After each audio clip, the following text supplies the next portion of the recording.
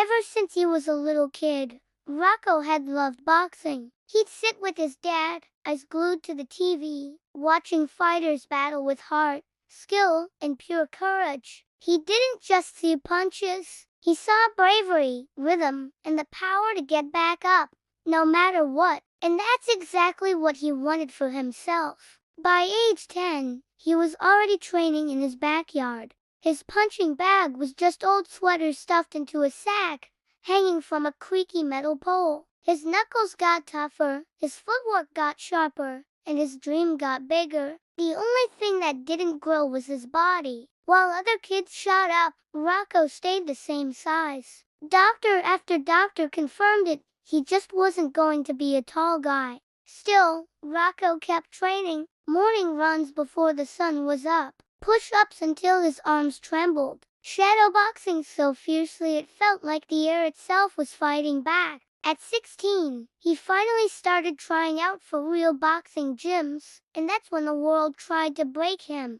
The first coach didn't even let him warm up. No height, no chance. The second told him he'd only get hurt.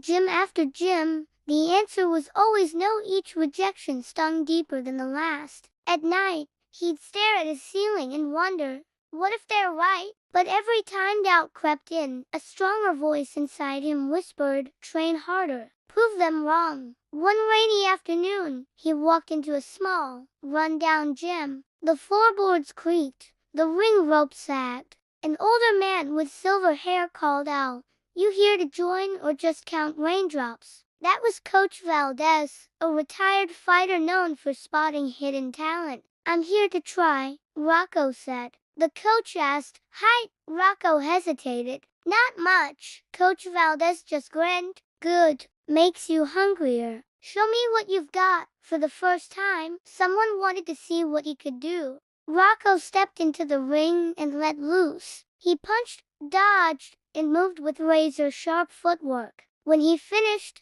the coach nodded slowly. "You're not missing height," he said. "You're missing someone who believes in you. Kid, I'm that someone." Training with Coach Valdez was brutal. 5 a.m. runs, endless skipping, heavy bag sessions until his shoulders burned. "Small fighters don't survive by chance," the coach would say. "They survive by discipline. Make them miss, then make them pay." Roccoe wasn't just training to be good. He was training to be unavoidable. His first real fight came. Whispers filled the venue. "That's the kid. He's way too small." His opponent was taller, heavier, and grinning like he'd already won. The bell rang. Roccoe didn't attack, he studied. Then, he moved. Sharp jabs, clean angles, footwork like water. The bigger fighter swung and missed, frustration growing in his eyes. In the final round, Roccoe landed a perfect right hook. The referee lifted his hand high. Winner. Fight after fight,